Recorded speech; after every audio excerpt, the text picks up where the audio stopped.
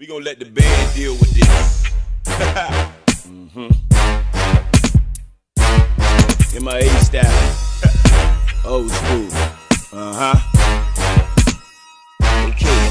Shut up. Okay. What's up? Shut up.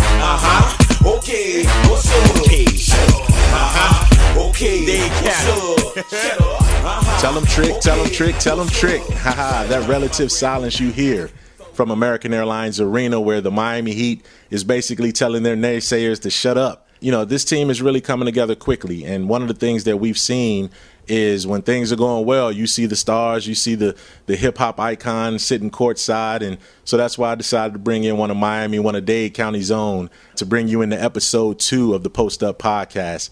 I'm your man, Mike Wallace. Thanks a lot for joining me. If you enjoyed last episode with Chris Bosch, you're definitely going to rock this one here. You're going to like what you hear.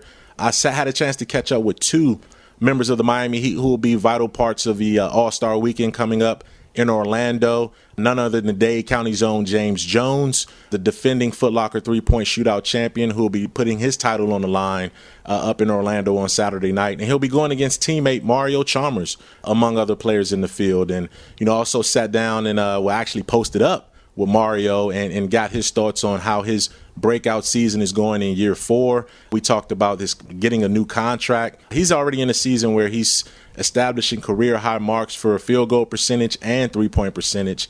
And after you hear from Mario, you'll also hear from James Jones, who talks about, you know, his path through the league. He's having to be patient right now. The minutes aren't coming his way, but he's going to try to use this weekend to sort of motivate himself even further and come back and be ready for the Miami Heat if they need him and when they need him in the second half of the season. So with that, we'll go right to American Airlines Arena, where I caught up with Mario Chalmers.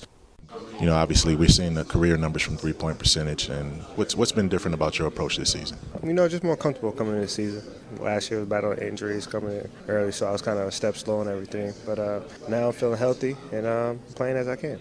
Are you looking for your spots a little more? Are you looking for your shots a little more? I mean, what's been the secret to them actually going down, knocking them down, and being it's automatic. It's been automatic this season every time you. It's just been a lot of practice. You know, we had a long summer. You know, that's really all I did was get in the gym, just shoot the shots I know I was going to get in the game. And you know, just feeling real confident and comfortable. One of the things that Spoelstra also mentioned is that your approach in terms of maturing going into your 4th year was that you knew what you had to do for this team in order to be effective. I mean, it doesn't require getting 10 assists or 12 assists. It requires being able to defend and knock down open shots. I mean, just talk about that. A lot of people wonder why I don't get a lot of assists. I mean, it's nothing really to me because, you know, we got 2 of the best attackers and scorers in the NBA, and D-Wade and LeBron. You know, we got CB down in the post too. So, you know, it comes from all different angles. So, you know, I just try to be the leader on the team, you know, keep the defense going, keep the offense going, just make sure everybody getting their touches. What was your reaction when you were invited to the three-point competition? Is that something you were looking for? Did you campaign for it, or did you just say, hey, I'm going to take it as it comes? Yeah, it was something I was going for. I felt like, you know, I was one of the top three-point shooters in the league, so I just want to come in, prove that, and work on it. You know, it was a great honor to be invited to that, and you know, try and get that most improved player too. How have you prepared for the competition? I mean, do you get up extra shots during practices and that kind of thing? I mean, what's it been like? Because you guys have 4 guys on this team. You, JJ, Shane, and Mike. I mean, 4 of the best three-point shooters in the league are on one team. Yeah, you know, just coming in practice, getting the extra shots. You know, the main thing right now is just working with the rack and the time limit. You know, that's something I got to get used to. And, you know, I've been practicing and been doing pretty good with it. The glitch is that you have a wind-up. I mean, are you able to get them off, you know, pretty rapid fire that you're going to need to, you know, you have a little wind-up with your shot in terms of how you release it. I mean, have you had to adjust that at all? Yeah, definitely. You know, JJ's been working with me on that.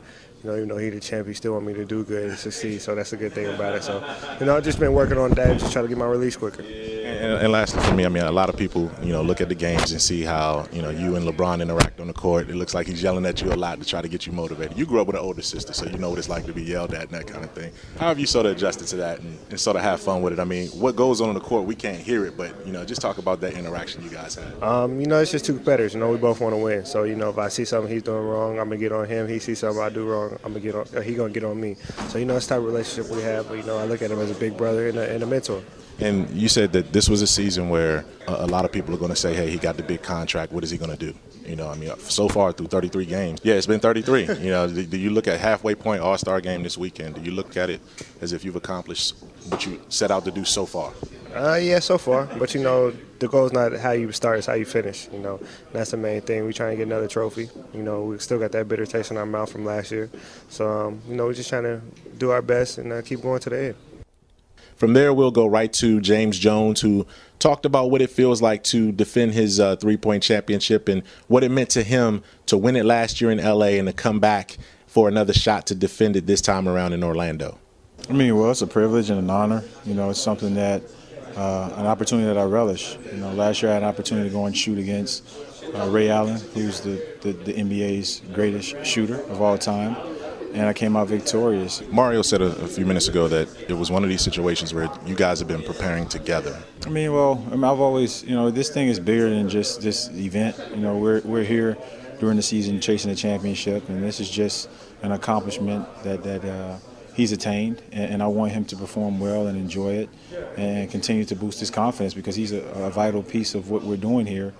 And for myself, it's competition. It helps me get better so that I don't get complacent. You also have been in a situation where, obviously this team is deep. Your opportunities to play haven't been as plentiful as you may have liked or anyone may have liked. But how do you sort of deal with that and stay professional? Because it's really all about me. I have to be prepared to play and play well if they call on me. I know that this team at some point will need me. In what capacity, I don't know, but I'd be cheating my teammates and I'd be cheating myself if I didn't continue to strive and pursue becoming a better player. So, it's simple. For me, it's to make shots, and I prepare to do that every day. And when I get my opportunities, I do it. Right now, they're slim, but that's the way this game works.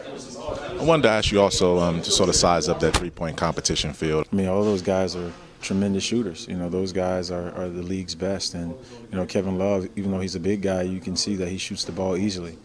He's extremely skilled. And whenever you're playing, against guys who come the route that field has come, Morrow, Anderson, Kevin Love, Mario, Joe, all those guys who had to work tirelessly to improve as players and to establish themselves as knockdown shooters, that there's a lot of work that goes on behind the scenes. So this isn't an easy field. I wanted to ask you, too, you had one of your best career seasons when you were in Phoenix, playing in that D'Antoni system. When you look at what the Knicks are doing now, Jeremy Lin is sort of the latest guy in that system that sort of evolved. When you look at that, what do you see in terms of, does it look familiar that a guy get that kind of opportunity and to make the most of it? I see it's a spread situation, spread pick and rolls with shooters all over the floor, and a point guard that can make the passes, that can make the shots, and can get off the ball. Mike's system is built on movement. The point guard will handle the ball 99% of the time.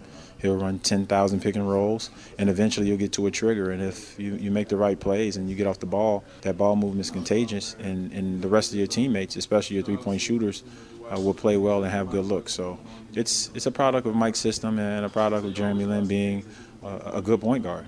His passing ability, his finishing ability, and just his motor helps that team and helps propel Mike's system. Yeah, and I'll let you go on this. One of my former colleagues, Kevin Arnovitz, with the Heat Index last year, brought this up, and I wanted to ask a Miami guy. I'm going to ask UD this later on, too.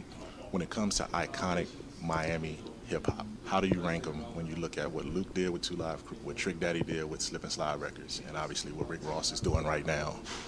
It's a progression. I think as you go down the line, you see that Luther Campbell really, although he was on the wild side, he really did establish Miami and give Miami an identity, and he progressed as he got older. He matured and he started to, he started to change their perception and also change the way Miami rap was received. And then Trick Daddy, being a local guy, took what Luke did a step forward and went more from partying to, telling the street story, the story that most of the guys in the inner city live. And then Rick Ross has been the progression of that, where he's really established himself as an artist lyrically, and those guys are all pivotal. But it's always saying the person that starts it is usually the most vital. Big time shout out to James Jones and Mario Chalmers of the Miami Heat for joining me. Thanks a lot for hanging out with us. I hope you enjoyed the Post Up Podcast. For ESPN.com, I'm Mike Wallace. Peace. Port of Miami, important candy. Ain't got nothing to lose. It's important to family. Never traffic for fun. Only traffic for fun. All I seen was the struggle. It's like I'm trapped in the sun.